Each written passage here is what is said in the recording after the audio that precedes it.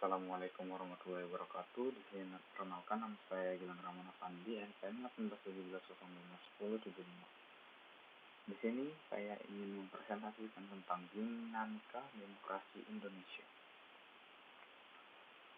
Yang pertama, di sini saya ingin menjelaskan tentang apa itu demokrasi. Demokrasi dalam pandangan Abraham Lincoln, demokrasi adalah suatu sistem pemerintahan dari rakyat oleh rakyat dan untuk rakyat. Artinya, rakyat dengan serta-merta mempunyai kebebasan untuk melakukan semua aktivitas kehidupan, termasuk aktivitas politik, tanpa adanya tekanan dari pihak manapun. Karena pada hakikatnya yang berkuasa adalah rakyat dan untuk kepentingan bersama. Dengan demikian, sebagai sebuah konsep politik, demokrasi adalah landasan dalam menata sistem pemerintahan negara yang terus berproses ke arah yang lebih baik, di mana dalam proses tersebut rakyat diberi peran penting dalam menentukan atau memutuskan bagaimana hal yang menyangkut kehidupan bersama sebagai sebuah bangsa dan negara. Selanjutnya, saya mengklasifikasikan demokrasi terhadap 3 hal. Yang pertama, berdasarkan titik berat perhatiannya. Yang kedua, berdasarkan ideologi. Dan yang ketiga, berdasarkan proses penyaluran kehendak rakyat. Yang pertama, berdasarkan titik berat perhatiannya. Di sini terbagi menjadi beberapa hal, yaitu pertama, demokrasi formal, yaitu suatu demokrasi yang menjunjung tinggi persamaan dalam bidang politik tanpa disertai upaya untuk mengurangi atau menghilangkan kesenjangan dalam bidang ekonomi. Bentuk demokrasi ini dianut oleh negara-negara liberal. Lalu yang kedua adalah demokrasi material, yaitu demokrasi yang dititikberatkan pada upaya menghilangkan perbedaan dalam bidang ekonomi, sedangkan persamaan dalam bidang politik kurang diperhatikan, bahkan kadang-kadang dihilangkan. Bentuk demokrasi ini dianut oleh negara-negara komunis. Selanjutnya ada demokrasi gabungan, yaitu bentuk demokrasi yang mengambil kebaikan serta membuang keburukan dari bentuk demokrasi formal dan material. Bentuk demokrasi ini dianut oleh negara-negara non-blok. Selanjutnya, demokrasi yang saya berdasarkan ideologi. Yang pertama, demokrasi konstitusional atau demokrasi liberal, yaitu demokrasi yang didasarkan pada kebebasan atau individualisme. Ciri khas pemerintahan demokrasi konstitusional adalah kekuasaan pemerintahannya terbatas dan tidak diperkenankan banyak melakukan campur tangan dan bertindak sewenang-wenang terhadap rakyatnya. Kekuasaan pemerintah dibatasi oleh konstitusi. Demokrasi rakyat atau demokrasi proletar, yaitu demokrasi yang didasarkan pada paham Marxisme atau komunisme. Demokrasi rakyat menciptakan kehidupan yang tidak mengenal kelas sosial. Manusia dibebaskan dari keterikatannya kepada kepemilikan pribadi tanpa ada penindasan serta paksaan. Akan tetapi, untuk mencapai masyarakat tersebut, apabila diperlukan, dapat dilakukan dengan cara paksa atau kekerasan. Menurut Mr. Cronenberg, demokrasi rakyat lebih mendewakan pemimpin. Sementara menurut pandangan Miriam Budiarjo, komunisme tidak hanya merupakan sistem politik, tetapi juga mencerminkan gaya hidup yang berdasarkan nilai-nilai tertentu. Negara merupakan alat untuk mencapai komunisme dan kekerasan dipandang sebagai alat yang sah. Selanjutnya, demokrasi berdasarkan proses penyaluran kehendak rakyat. Demokrasi ini dibagi menjadi dua, yaitu demokrasi langsung dan demokrasi tidak langsung. Demokrasi langsung yaitu paham demokrasi yang mengikut sertakan setiap warga negaranya dalam pemusyawaratan untuk menentukan kebijaksanaan umum negara atau undang-undang secara langsung. Lalu, sedangkan demokrasi tidak langsung yaitu paham demokrasi yang dilaksanakan melalui sistem perwakilan.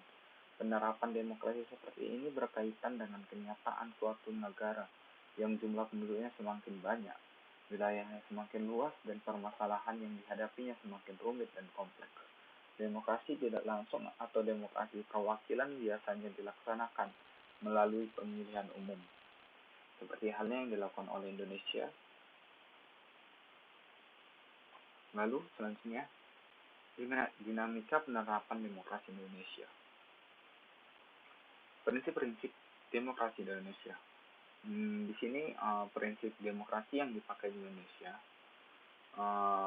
ada beberapa hal yang sangat penting yang akan saya sampaikan. Yang pertama, demokrasi yang berketuhanan yang Maha Esa. Artinya, seluk-beluk sistem serta perilaku dalam menyelenggarakan kenegaraan RI harus taat asas konsisten atau sesuai dengan nilai-nilai dan kaidah-kaidah dasar ketuhanan yang Maha Esa. Yang kedua, demokrasi dengan kecerdasan, artinya mengatur dan menyelenggarakan demokrasi menurut Undang-Undang Dasar Negara Republik Indonesia tahun 1945. Itu bukan dengan kekuatan naluri, kekuatan otot, atau kekuatan massa semata-mata. Pelaksanaan demokrasi itu justru lebih menuntut kecerdasan rohania, kecerdasan akliyah, kecerdasan rasional, dan kecerdasan emosional. Selanjutnya, demokrasi yang berkedaulatan rakyat. Artinya, kekuasaan tertinggi ada di tangan rakyat. Secara prinsip, rakyatlah yang memiliki atau memegang kedaulatan itu. Dalam batas-batas tertentu, kedaulatan rakyat itu dipercayakan kepada wakil-wakil rakyat di MPR, atau DPR atau DPD, dan juga DPRD. Keempat, demokrasi dengan rule of law. Rule of law di sini ada memiliki 4 makna penting yang tidak saya tulis di PPT. Yang pertama, kekuasaan negara Republik Indonesia itu harus mengandung, melindungi, serta mengembangkan kebenaran hukum atau legal truth, bukan demokrasi ugal-ugalan, demokrasi degelan, atau demokrasi manipulatif. Yang kedua, kekuasaan negara itu memberikan keadilan hukum atau legal justice, bukan demokrasi yang terbatas pada keadilan formal dan pura-pura. Ketiga, kekuasaan negara itu menjamin kepastian hukum atau legal security, bukan demokrasi yang membiarkan kesemrawutan atau anarki. Lalu keempat, kekuasaan negara itu mengembangkan manfaat atau kepentingan hukum, atau biasa disebut dengan legal interest, seperti kedamaian dan pembangunan, bukan demokrasi yang justru mempopulerkan fitnah dan hujatan atau menciptakan perpecahan, permusuhan, bahkan kerusakan. Yang kelima, ada demokrasi dengan pemisahan kekuasaan negara. Demokrasi dengan pemisahan kekuasaan negara ini memiliki arti demokrasi menurut Undang-Undang Dasar Negara Republik Indonesia tahun 1945 bukan saja mengakui kekuasaan negara Republik Indonesia yang tidak tak terbatas secara hukum, melainkan juga demokrasi itu dikuatkan dengan pemisahan kekuasaan negara dan diserahkan kepada badan-badan negara yang bertanggung jawab. Jadi, demokrasi menurut Undang-Undang Dasar Negara Republik Indonesia tahun 1945 mengenal semacam pembagian dan pemisahan kekuasaan atau dikenal dengan division and separation of power, dengan sistem pengawasan dan perimbangan atau dikenal juga dengan check and balance. Lalu selanjutnya, yang keenam ada demokrasi dengan hak asasi manusia. Demokrasi dengan hak asasi manusia artinya demokrasi menurut Undang-Undang Dasar Negara Republik Indonesia tahun 1945 mengakui hak asasi manusia yang tujuannya bukan saja menghormati hak-hak asasi tersebut, melainkan terlebih-lebih untuk meningkatkan martabat dan derajat manusia seutuhnya. Selanjutnya ada demokrasi dengan pengadilan yang merdeka. Demokrasi dengan pengadilan yang merdeka artinya demokrasi menurut Undang-Undang Dasar Negara Republik Indonesia tahun 1945 menghendaki diberlakukannya sistem pengadilan yang merdeka atau independen yang memberi peluang seluas-luasnya kepada semua pihak yang berkepentingan untuk mencari dan menemukan hukum yang seadil-adilnya. Di muka pengadilan yang merdeka itu, penggugat dengan pengacaranya, penuntut umum dan terdakwa dengan pengacaranya mempunyai hak yang sama untuk mengajukan konsideran atau pertimbangan dalil-dalil, fakta-fakta, saksi, alat pembuktian, dan petitumnya. Selanjutnya, ada demokrasi dengan kemakmuran. Artinya demokrasi itu bukan hanya soal kebebasan dan hak, bukan hanya soal kewajiban dan bertanggung jawab, bukan pula hanya asal mengorganisir kedaulatan rakyat atau pembagian kekuasaan kenegaraan. Demokrasi itu bukan hanya pula soal otonomi daerah dan keadilan hukum, sebab bersamaan dengan itu semua, demokrasi menurut Undang-Undang Dasar Negara Republik Indonesia tahun 1945 itu ternyata ditujukan untuk membangun negara kemakmuran atau welfare state oleh dan untuk sebesar-besarnya rakyat Indonesia. Demokrasi yang berkeadilan sosial.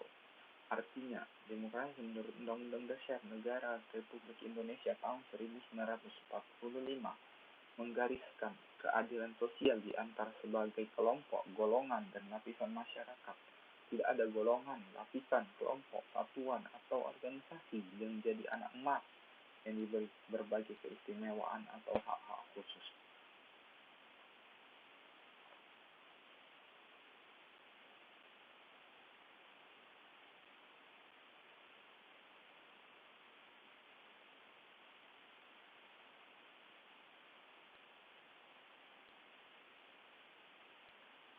Sekian yang dapat saya sampaikan. Kurang lebihnya saya mohon maaf. Saya akhiri. Wassalamualaikum warahmatullahi